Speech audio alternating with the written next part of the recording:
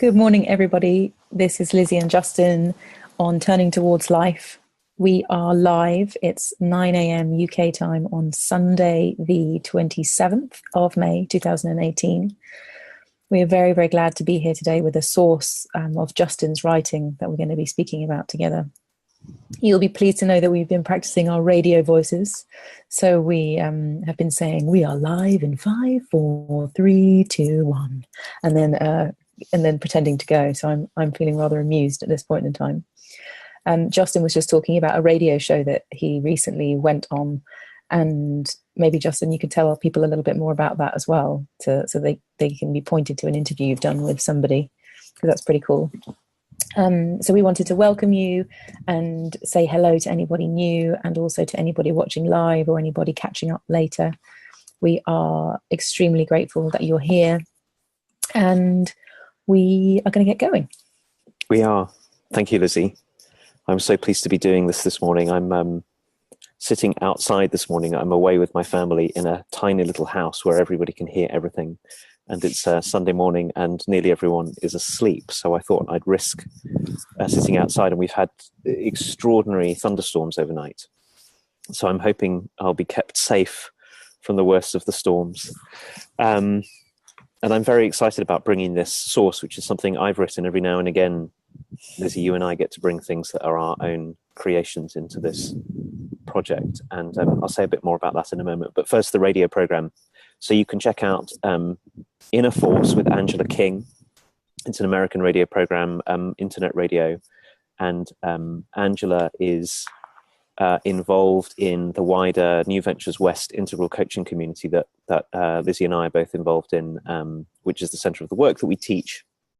And she's also, very fascinatingly enough, former high-powered executive at Apple, who is now doing very other things with her life. So she and I got to talk about courage for about 15 minutes on the radio a couple of weeks ago. It was a very exciting thing to do. And so if you search for Inner Force with Angela King, you can find us. And also, I know many other really wonderful guests that she has on that program. So that's right. So we this is something different from a radio show with jingles and adverts and all of that kind of thing. But although Justin's son has written us a jingle, people. That is true. So we might have, we're planning a podcast, and some of the Justin Wise family musical creativity to be involved in it. So I'm very excited about that. That's right. People keep on asking us more and more for a podcast version of this project. So that will be coming as well, with jingle and everything else, I'm sure. It's all about the jingle. It is the most important thing. So I'm going to dive in and read this source. We decided it's a little bit longer than usual. So I'm going to read it and then we're going to talk about it. And I want to just say something about it for the moment, about bringing this. And when it was my week to choose the source, and I'd been thinking a lot in the last couple of weeks, partly because of things Lizzie and I have been involved in our work, and partly because of questions I've been in the middle of how often it is and how easy it is that we expect that something will come along and change us, and that when the something happens that will change us, everything will be okay. And this post came from my experience that it doesn't often go that way, and wanting to be in a big question about it. Like most of the writing I've been doing, I tend to write about things where I don't know rather than where I do know, where I've got a big question that I want to explore. And this is certainly a big question that I'm really looking forward to us getting into. So here we go. It's called Practice, Not Events.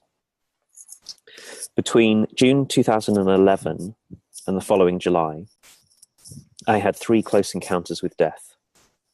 3 life-punctuating events brought about by sudden and unexpected changes within my body, each shocking and frightening, each a reminder of how fragile and unpredictable life can be. As I recovered from each episode, I expected, hoped, that I would in some way be profoundly different. I wanted so much to find myself more grateful, more accepting, more joyful of life's many small blessings, less judgmental, less afraid, less irritated by small things, more kind, and more dedicated to being present and welcoming and loving with the people who mattered to me. But it didn't work out so simply. I emerged from each experience blinking and shaken and grateful, and soon settled back into many of my familiar patterns. Over time, I found myself thinking about this differently. What happens if I allow these experiences to inform the way I live rather than expecting them to change me? How can I, having encountered the possibility of death so closely, use my experience to commit fully and wisely and generously to life? In taking on this question, I'm finding out that the change I seek is more a question of practice than of events, and that I am an ongoing process much more than I am a thing with enduring properties, an object that is a particular way. I live myself into being day after day. I'm always living myself into being by the very ways in which I live. How I move, how much I take care of myself, how I express curiosity and interest in the world, how I speak and listen, how I sleep, how I sing and laugh, how I play and create, how I bind myself up in community, how I practice compassion and stillness, how I love, how I work. All these shape the life I'm living and who I become far more than the punctuating events themselves. And this tells me so much about the mistaken ways in which I look for change in myself and in my relationship with others. When I mistake life for a thing, I imagine an event of sufficient power will do it. An affecting conversation, a kiss, a show of force, a book with a revelatory idea in it, an illness, a windfall, a conference, an argument, the right gift, or a brush with death will fix things in the same way that I might fix a dented metal bowl by attempting to knock it into shape. But when I know myself as a living, unfolding process, events take up their proper place as teachers rather than fixers, educating me about the ongoing practices by which I can take care of this one precious life. The more I imagine events alone will do it, the more I set myself up for the despair and frustration that comes from relying on something that cannot help. And the more I commit to the ongoing, long-term, diligent and patient practice of living in a way that brings life, the more genuine reason I have to hope.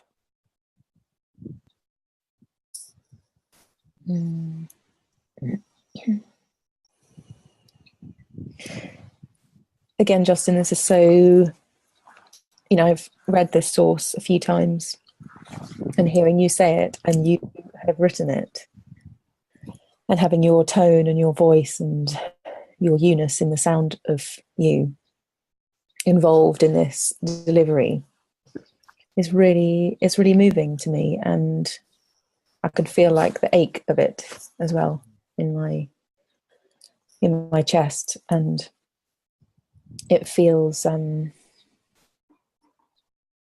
there's like an arc to it as well. There's a kind of, for me listening to you, there's a certain kind of liberation happens, like a reluctant liberation happens as the piece unfolds. But I think the first thing to say is that, so many of us are in relationships, friendships, marriages, parenting, with our mums and dads, with our colleagues, where in this case, this happened to you and it didn't happen to me, but I care about you. And so I have this initial feeling of also kind of wanting to take the event away, wanting you not to have had this really frightening experience, and wanting you to be saved from something. And it's such a human thing to feel this powerless and this wanting all at the same time. And there's a kind of like a hurt feeling in it for me, feeling you being shaken and frightened and wishing all of these things. I just noticed that even with this, it's past, it's okay, you're okay, I can still feel the pain in it for me, in my experience, and it has me feel into what it must be like to be with people in far more present circumstances now. And of course, this was super present then.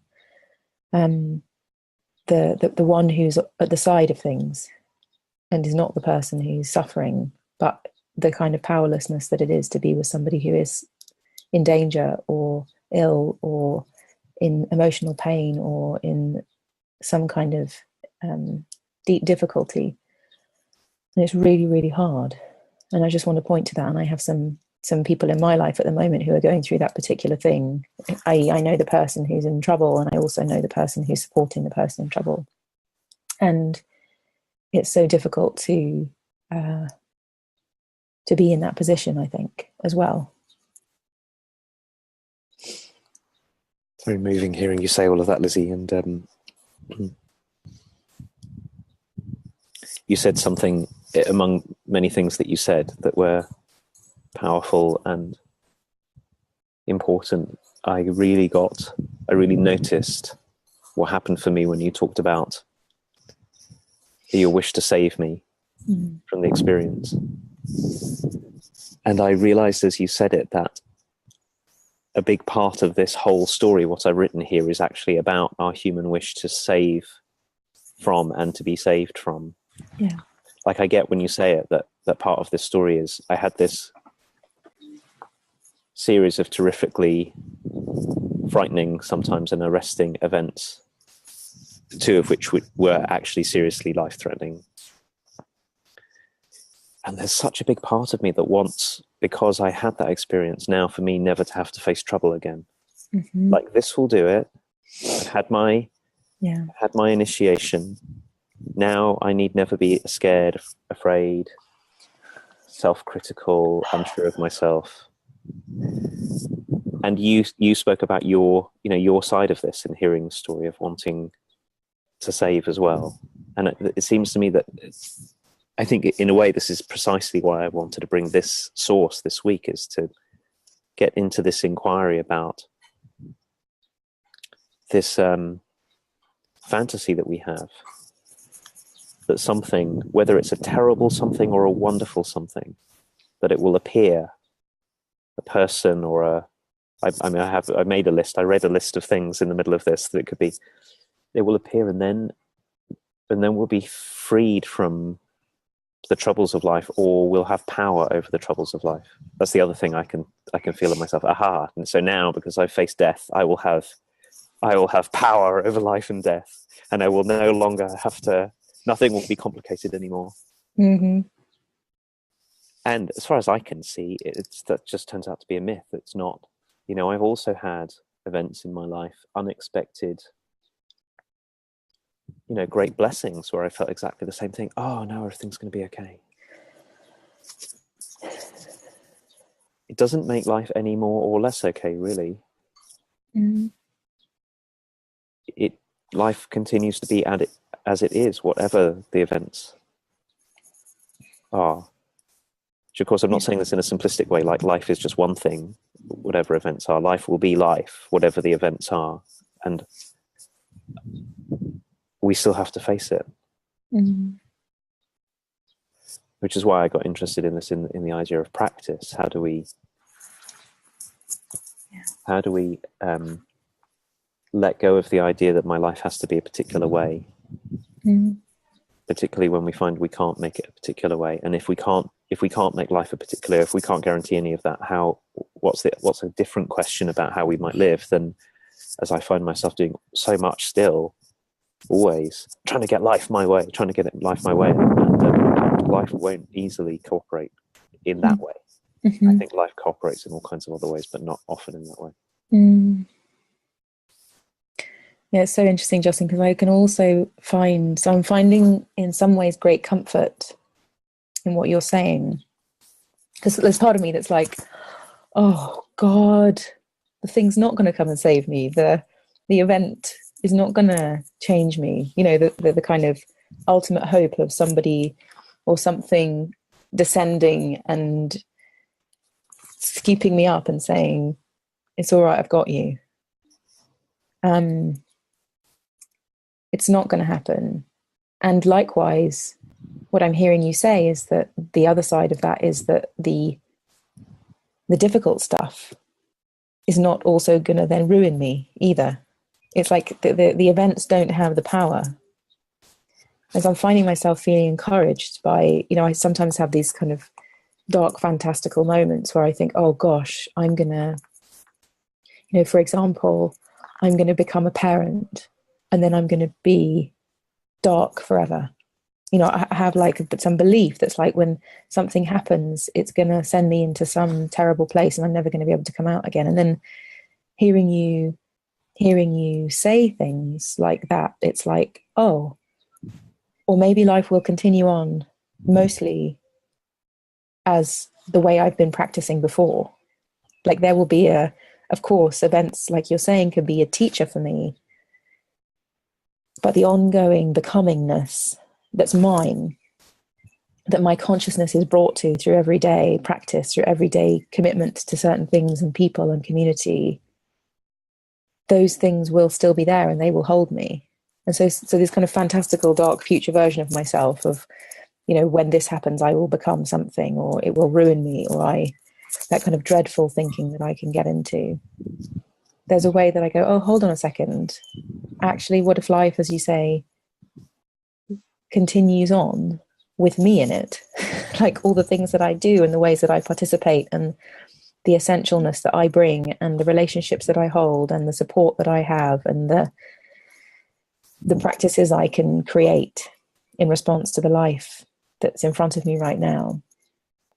And it brings hope in all directions to feel this, what is it? This kind of empowerment, this kind of, oh, so I can do something.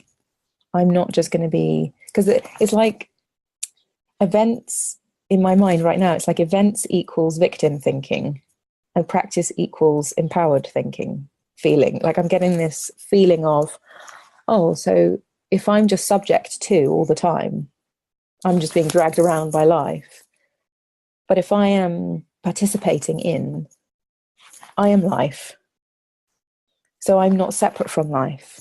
Whereas the events and the victim feeling feels like I'm separate from life and it's just having its way with me. But the practicing helps me be life itself consciously so that I don't feel excluded or separate from or exiled from, which feels to me like a really important, life-giving, comforting, responsible invitation. Yes. It's just such a brilliant example that you're bringing about your story about should you become a parent, what that will mean. Because one of the things it shows me is, and of course, mostly what is happening as you're talking about that is it's bringing up in me the stories I have about events as well, which is sort of on the one hand, I am the event. So if I get ill, it means something about me, something definite about me. Or if I've been thinking a lot about stories I have about it having been my birthday a couple of weeks ago, and being 48, and all the stories I have about that event, the kind of person I'm meant to be, or how known I'm meant to be, or what material situation I'm meant to be in, all of those stories. And so we have, I noticed that I have stories about, one way about the kind of control over events that I'm meant to have if I were a proper person. And similarly to you, and yours is such a beautiful and striking example of what an event will inevitably make me into. And you said this, I can't remember now exactly the way you said it, Lizzie, but you said something about being held by life. And it struck me that maybe one of the ways of seeing through this is that we're held by life always, even in the most terrible of situations, even in the most beautiful situations. And one of the ways in which we're held by life is exactly in what you're saying is in our capacity. There is one place that we have some choice over, which is how we practice in the midst of whatever's happening. Because boy, do we not have control over events in the way that we imagine. I mean, we really don't. And in our super individualistic culture, which also lays all responsibility for how things go on you. Like, if you get your exam results, if you blah, blah, blah, blah, then, Yeah. I keep on meeting people. Yeah. Meet people with vast material resources, and you speak to them for a while about how it ended up that way, that they were so, had that kind of material security, and it turns out that their parents were, or they were introduced to someone who, or they had a particular longing or love in them for this particular line of human activity, and it turned out to be one that, and similarly the other way, people who are struggling for basic things like having enough food and all of that, speak to people, and it's, well, their parents were, or this happened, or that happened. So it's not events and us are way more tenuously related than we think. And I know I'm finding you can't see here the way I'm sitting because I've got a wall behind me, but this week I'm by the sea, so I can see the sea from where I'm sitting. We're in Cornwall in the southwest of England, and it's a cloudy, foggy day with big sea in front of me. I know that there are certain practices. So for me, these days, walking, or a really simple sitting meditation practice, like the one that we invite people to take up when they're students on our coaching programs, all of that. Some really simple practice like that plays a huge role in my being able to be present to what's happening, which is a practice. Sometimes welcoming it, sometimes being freed from this equivalence that we're talking about here, where we make events and us into the same thing. And that is one of the things that we have some choice over. Which is why I think practice is so important, and which is why I think events are overrated. I mean, events are wonderful and important. They're everywhere in life. Events happening all the time. Yeah. But I wonder if it makes sense for me to say that events are overrated, at least in the way that we think about what makes a life. And literally, Justin, so interesting. What's arriving in me is that when you say this thing about events, so I don't know for how many years now, I've been feeling this whole, like, the thing about birthdays, Christmas, going on holiday, all the kind of punctuation of life where we're celebrating, or even when we're, I had 2 family members die last year.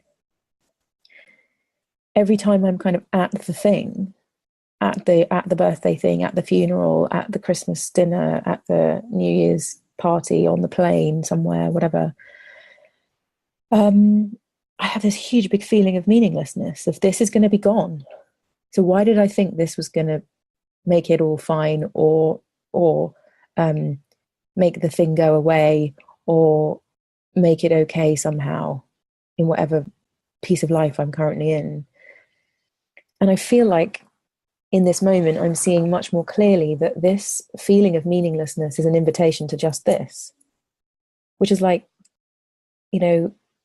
not letting me ride on events, not expecting that events, things that happen, are going to fill me up, not putting so much onus on happenings that I think that they are going to make life okay or make it enjoyable or something. And so I feel really, it's like we have this kind of attitude towards things like meaninglessness or feeling depressed or hopeless, where we feel like it's what we shouldn't be feeling.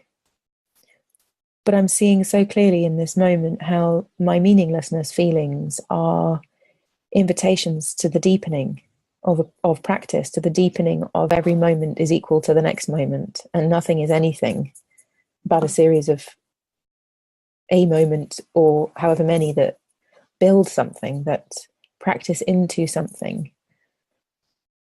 And it also somehow gives me then the capacity to actually enjoy the things when they happen, rather than have so much pressure on them that I I'm trying to get something from them, and therefore I miss them.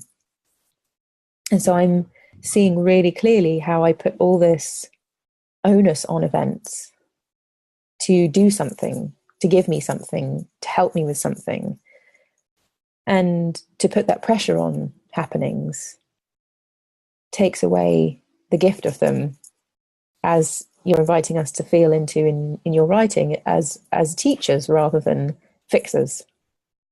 Yes. I've got thinking, oh, sorry, Lizzie, go on. I was just going to say, what it does to us to do that. Like, it's actually like we are diminishing the possibility of it, even in the most beautiful circumstance, and then we might miss it. Whatever that teaching is, we haven't got it because we put too much pressure on it to be the thing that made everything okay. Yes. And of course, life is filled with events. But the question is, I think, as you're saying, is what's our practice in the middle of them, not the event itself. Yeah. I was thinking whilst you were talking about weddings, and I was thinking about two things. So one was weddings, and the story that we have about weddings in our culture, it'll be the most important day of your life. Yeah. I know. I hope it's a lovely day if you get married to someone, but the wedding is the portal into a new kind of commitment to someone else that is made by how you live, which is a question of practice. It's not made by the wedding. Yes. And the other one I was thinking about was you and I get to do work in organisations in different ways. I was thinking about the way this happens in the life of work, where we organise an away day or bring in some consultants, and we think we're going to have this transformational day or week. We're going to do this thing and everything will be different. Such a common, whole industry is built on this premise. And I feel like so often in our work, we have to go in and say to people, no, not that premise, because it's only in how you live afterwards, how you speak and how you listen. Yeah. So I got thinking about that. But here's the other thing that I wanted to say whilst we have time, and I don't know why this came up, but I wanted to tell you about part of this, one of these events that seemed really relevant to what you were saying just now.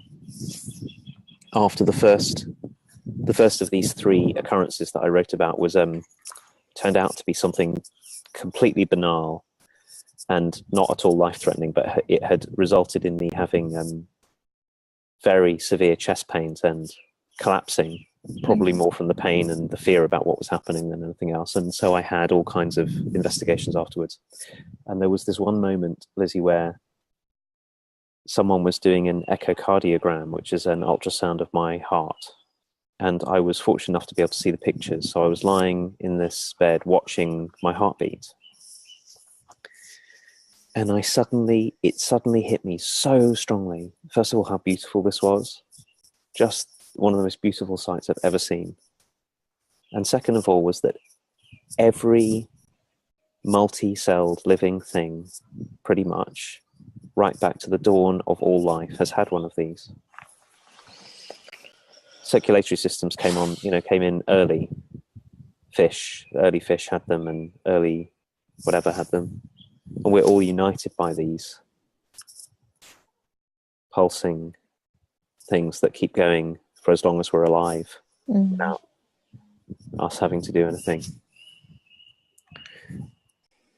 It was a beautiful experience for which I'm really grateful for. And I think what it teaches me when I remember it, boy, do I forget it, but when I remember it, it teaches me exactly what you were saying, which is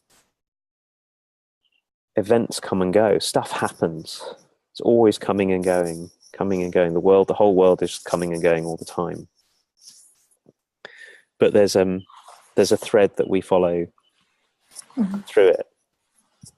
And the thread we follow through it is in large part made up by how we respond and how we've practiced responding, by our ongoing everyday. How will I be in this? And how will I be in this? And how will I be in? And that's what practice is.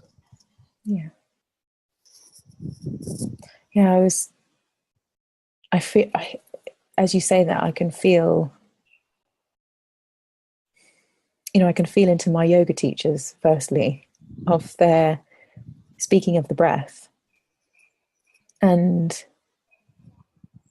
connecting to the life that's in us, and how what you just said is the best explanation of why the breath, why be conscious of the breath, why be conscious of our heartbeat, because it's at that level of attunement to life that we can live as practice.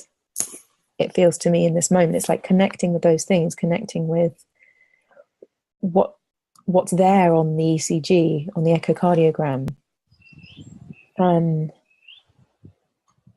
even this moment, just noticing that the rhythm of the flow of my breath, it's like to bring ourselves into contact with that, being in this deep reminder of life itself, feels like another beautiful, important invitation for us as human beings.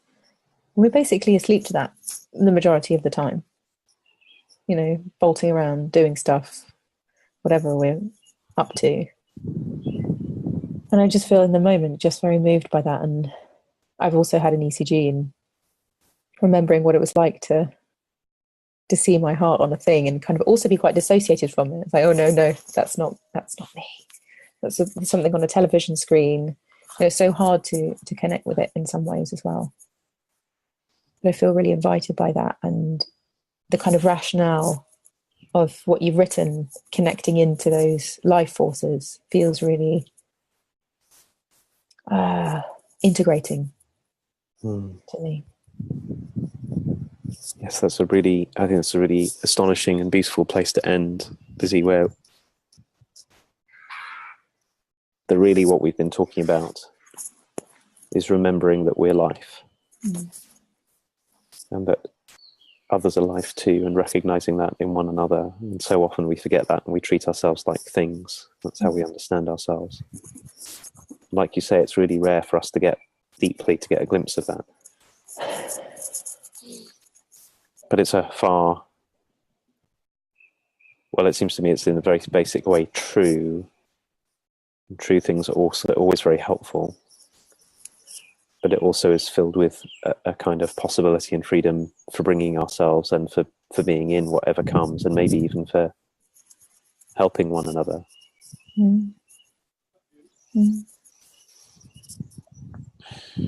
Well, I'm so glad we made this work this morning. Yes, me too. Wondered whether technology, given the different places we're in today, would work, and it all seems to have worked fine. So I'm so grateful to have done this with you, and very grateful to all of you who stayed with us and who stay with us week after week, and who invite other people to join. We can only do this really because of you. So thank you. Thank you, everybody, and we'll see you next week at 9 a.m. with our radio voices switched up.